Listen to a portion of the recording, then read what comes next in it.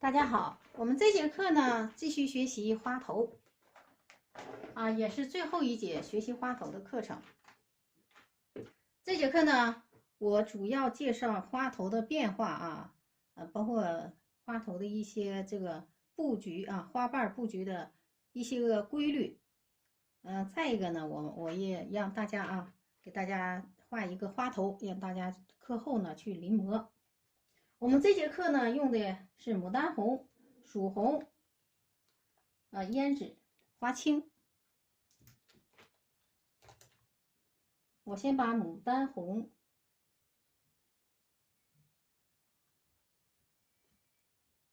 还有曙红给它1:1啊混在一起。牡丹红呢不能单独用，因为牡丹红单独用呢它发旧。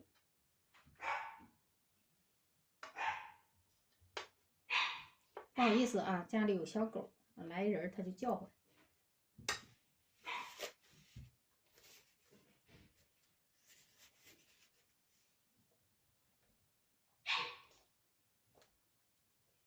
然后把胭脂挤在旁边，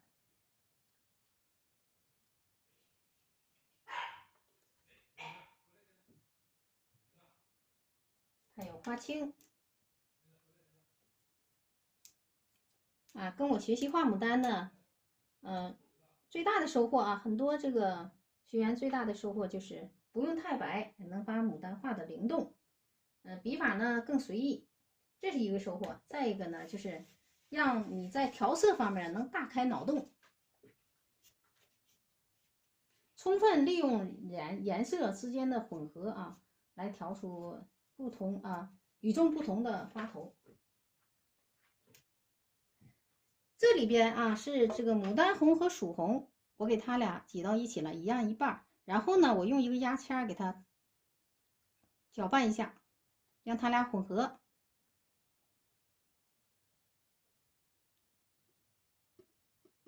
好，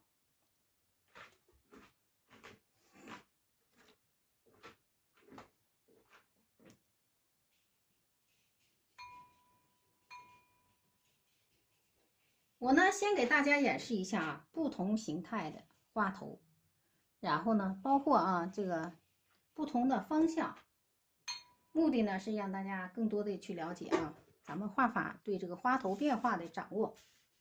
然后呢不用学啊，这个是不用你学的啊，我是给大家演示一下，主要是介绍一下。然后呢在以后的课程当中陆续会这个锻炼啊，你也能临摹到。这个我画花头啊，跟我学习的学员都知道，实际上是一朵一个样。现在是随意用笔习惯了啊，想一样也很难。实际上就是这样的啊，你要是画来画去画到这程度了，行了啊，就打破习惯性用笔了就好了，你这个花头形态变化就多端了啊。好，不多说了，我们继续把这个曙红跟牡丹红它俩的混合色啊，给它调成基础色。我现在调这个颜色呢，我就速度适当放快一点，因为这个笔法啊，这个调色方法咱们都已经差不多了解了，我就稍微快一点啊。好，笔尖越来越浓，然后呢，我在这个最笔尖处啊调点胭脂，少来一点点花青就可以了啊。好，我先来一个侧面的花头啊。我说了，咱不是让大家学，所以我画的呢会呢稍微快一些。我主要给大家演示一下啊不同的花头形态，最后呢，我再给大家总结一下它们之间呢有什么规律啊，也要寻找一点规律，你才能画的啊更顺手。这个啊是冲这面的一个这个扣一点的花头啊，大小笔穿插。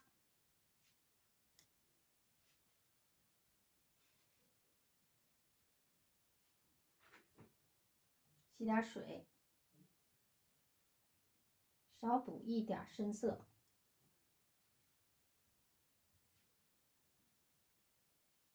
然后再补一点深色，让它更深一点。这是花心部分。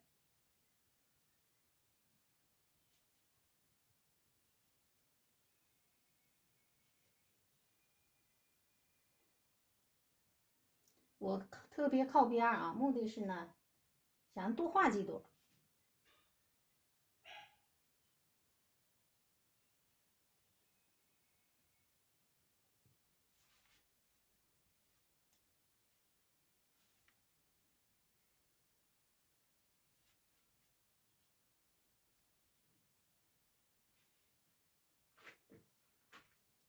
好了，这朵花头呢，这个花头啊不是很大，这样就行了。然后呢，我换一个笔法。大家看啊，我这回的笔法呢，就肯定是跟上回的不一样了。我先吸一点水之后，它已经变浅了，然后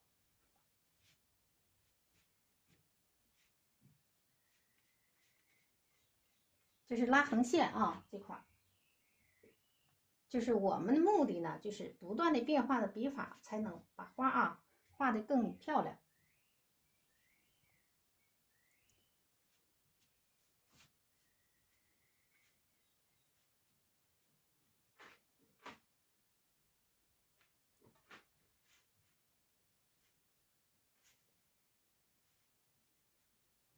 外围就给它画出来了。这也是冲这个方向的。然后呢，冲这个方向也是最常见的比较多的。稍微补一点深色不要太深了，把这个花心部分强调一下就可以了。这个特点呢，就是我们把它自然笔触停留住了。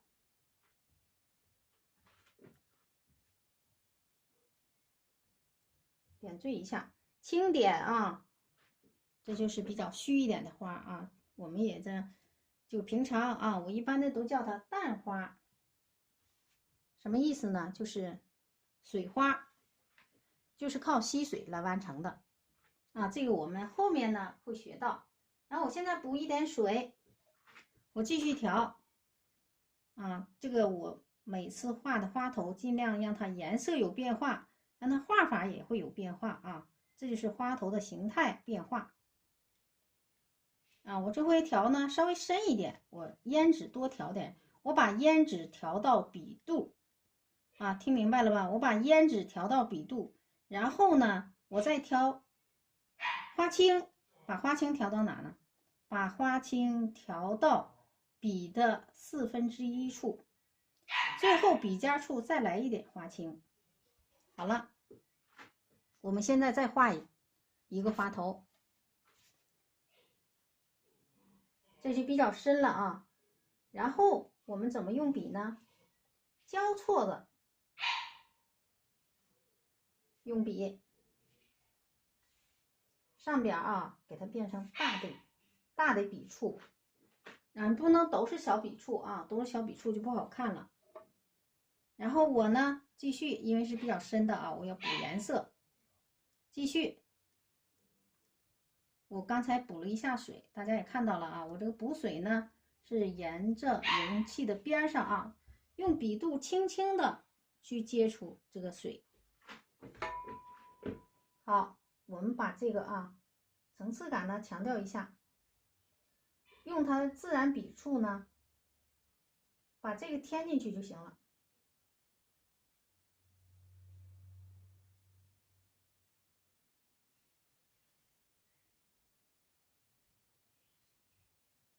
这是像个回扣的一样花瓣然后我们吸一下水，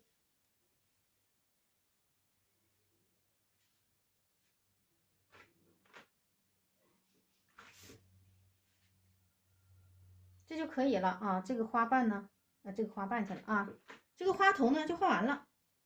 这块呢稍微补一下一个浅色这又出来一个这个翻瓣，是这样的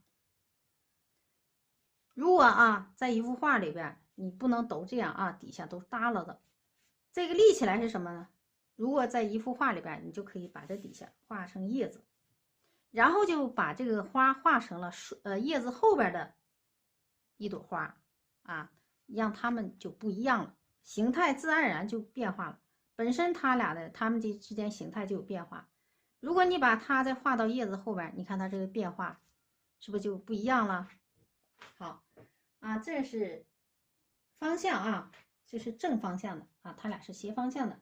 然后我再给大家画一个冲下的方向的啊，我是让大家啊接触不一样的这个花头形态啊。这个继续呢是偏深一点颜色。我给大家画这个呢是冲下的花头，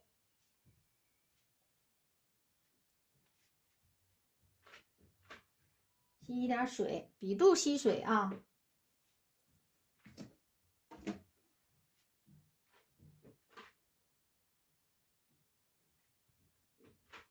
然后在这儿来一个大花瓣，这块啊扫过来，不要下笔太实了啊。有的时候我们下笔实一点，有的时候我们会虚一点。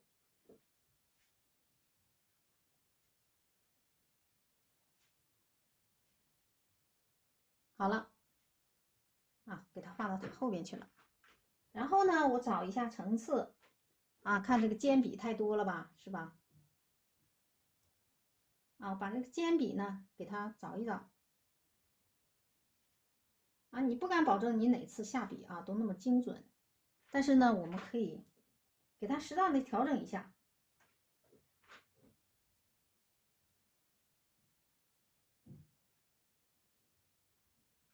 好了，这也是一个，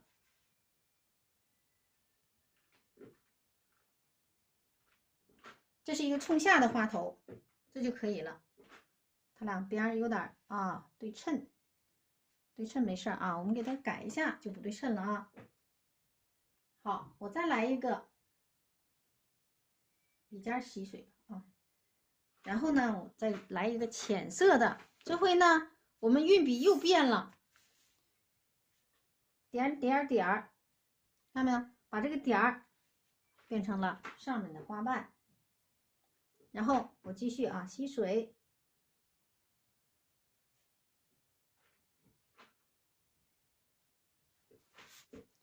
然后这块啊，我们怎么画呢？这样的啊，这个运笔又变了。我这是在给大家介绍啊，怎么去变化的去画花头。运笔变了，它自然而然它的这个形态呢，和这个花头的这个表现呢也会变。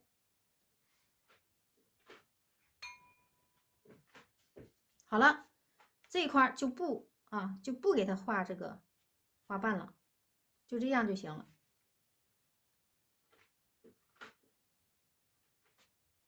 就让它这样过来啊，这个花瓣就成了一个螺旋啊，就这样的。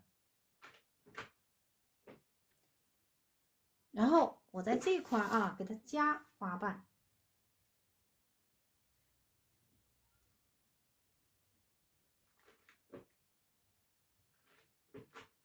这也是啊加出来。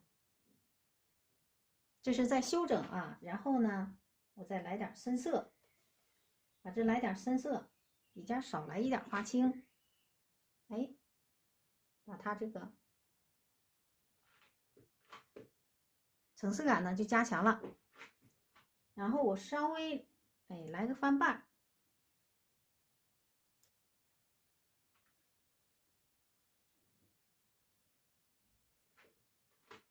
这不就行了吗？这朵花呢就差不多了啊，不用过分修饰啊，这就行。好，就这样。啊，我这个颜色呢一直比较深，我现在呢拿一张别的纸呢稍微吸一下，我们在空缺的地方啊再画一个淡花。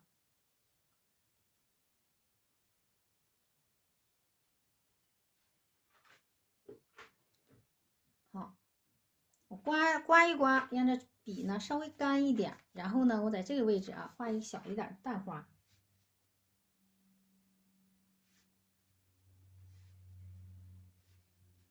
高上去，就不能让它两边一样。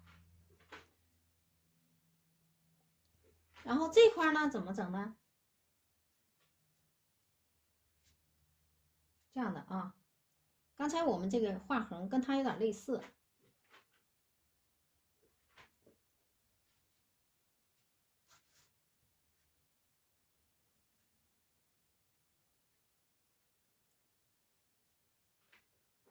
好了，这朵花呢又画完了，是不是很简单啊？只要你学会了咱们这个方法呢，画花就成了一个很快乐的事，比较简单也比较快。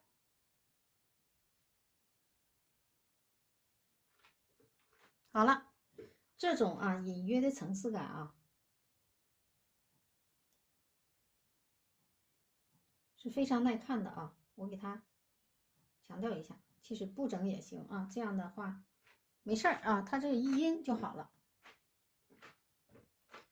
然后呢，这块还有地方怎么办呢？我们再来小的啊，我就想给这个纸啊画满。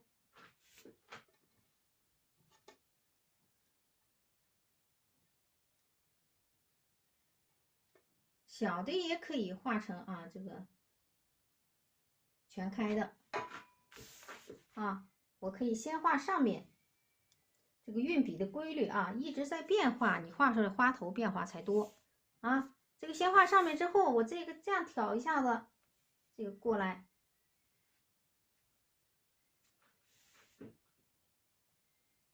然后在这块再画一层。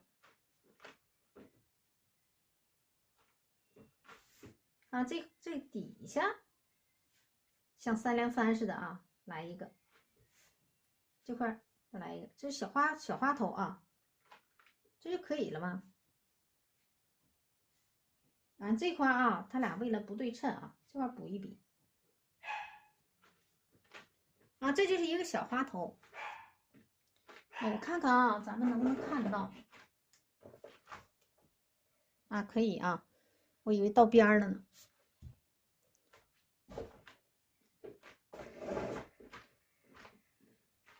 好，我在这一块位置啊，再来一个更小一点的花头啊，只要有地方就能画。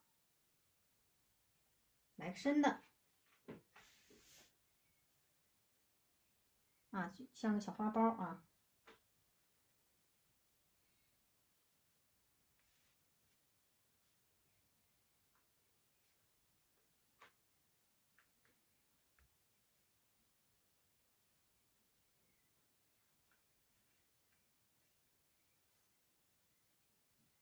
就是这个地方啊，然后呢，我就是这个地方，我底下能拉过去，是吧？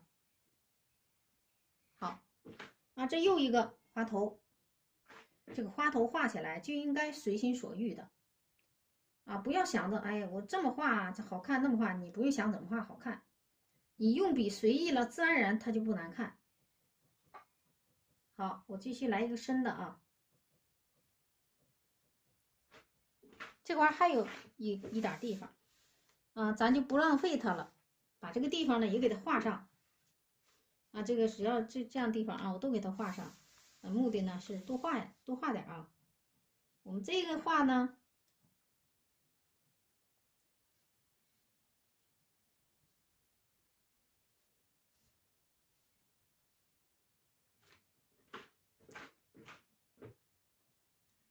就这样就行啊。然后旁边呢，在这个位置啊，像三连帆似的。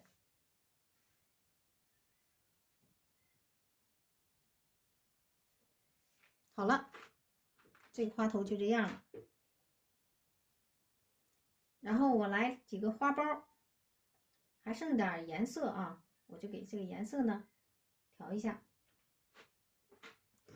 然后在这个位置啊，来一个小花苞，就想给它画满啊，不浪费地方。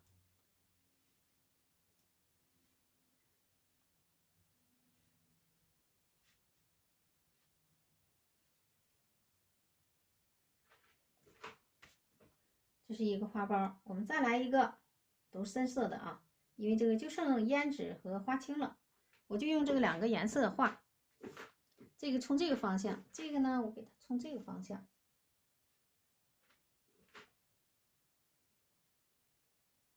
补一点深色。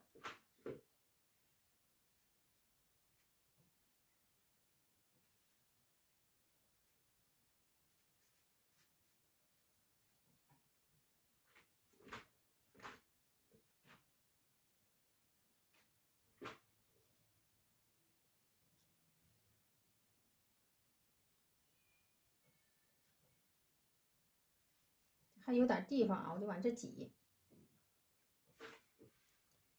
好，可以底下补一笔就行了。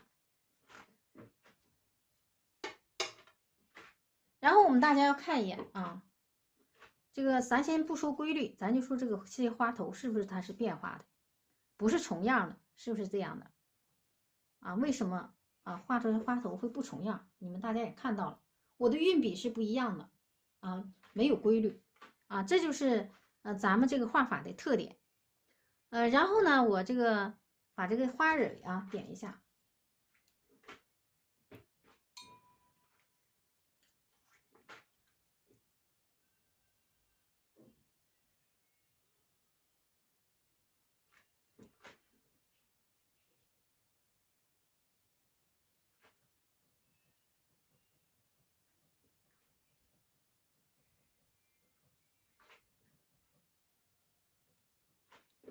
点花蕊呢，咱介绍过怎么点啊，我就稍微快一点，就是分组啊。我一般的呢都是2组，像这种小花苞呢，点个3个2个就可以了。然后点花心呢啊，最好不要再点在中间，点在1/3处是最好的啊。哪怕你的花心抠的是在中间，你也要给它点在边上。你看这个就是啊，这不点在1/3处。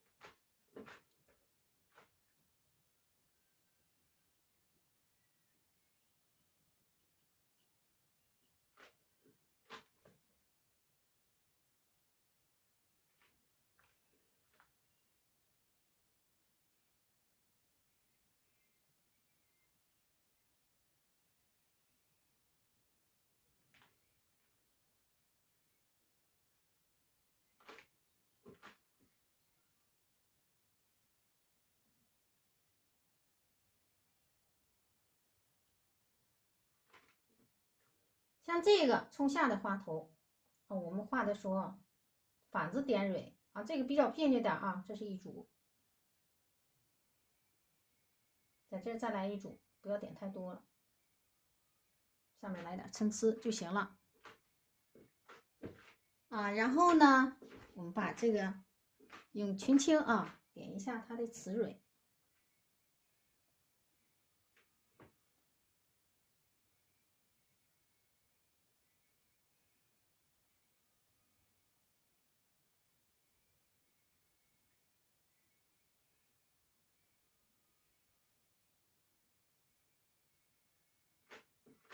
好，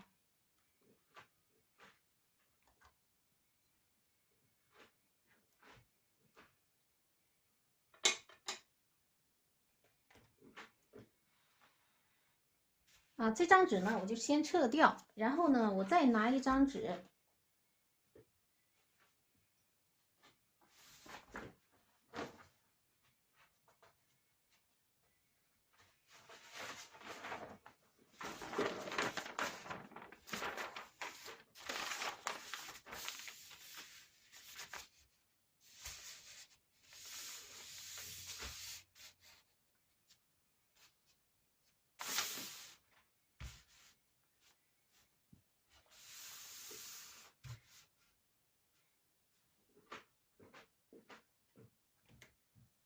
我再稍来一点啊，牡丹红，来点曙红。我给大家画一个啊，就是花头，然后呢，让大家去临摹。这个是必须要临摹会的啊。这个花头呢，我稍微画的要复杂一点，把这2个啊调成基础色。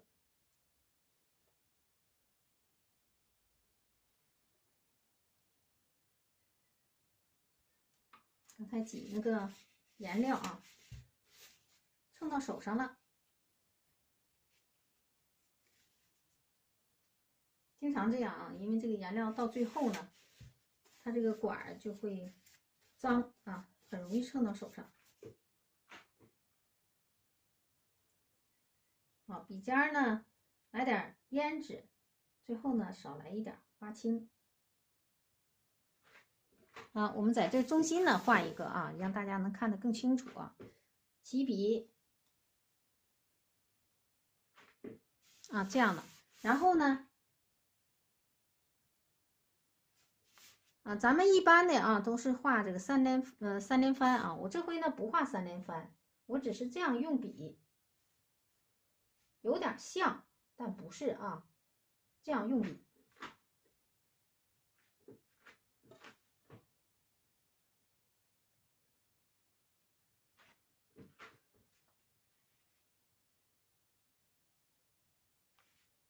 然后我这上面啊，随便的来几笔，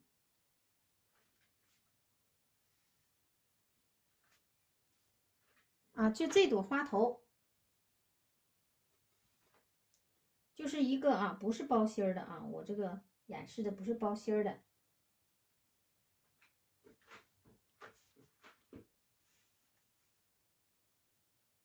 然后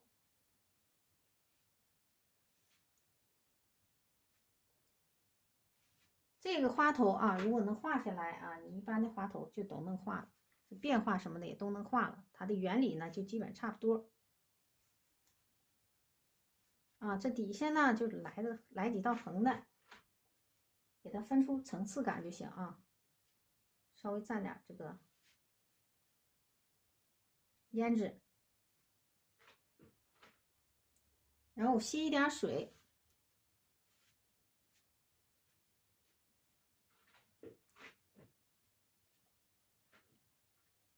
这个啊，给它变成一个翻瓣，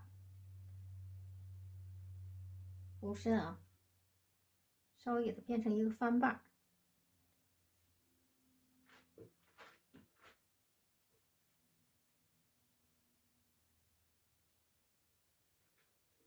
整理一下，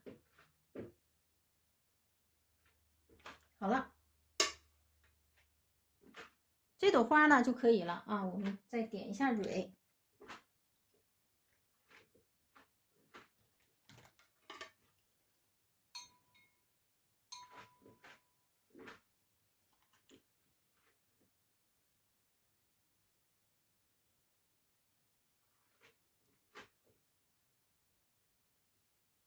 啊，因为刚才呢，花心调了群青，这个点蕊的颜色呢有点变，没有关系的啊。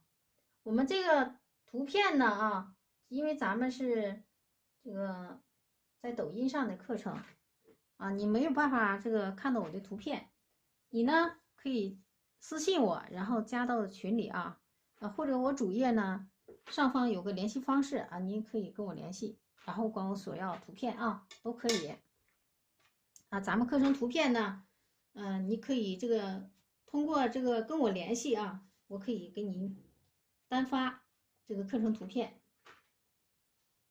好，这个呢，就画完了啊，咱们一定要把这个临摹下来啊，没有这个课程图片，我都会拍下来啊，把这个课程图片没有的话啊，可以管我索要。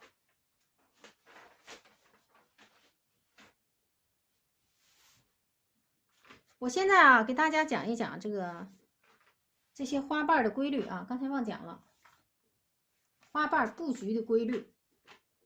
看看啊，这个画面是不是都在里边？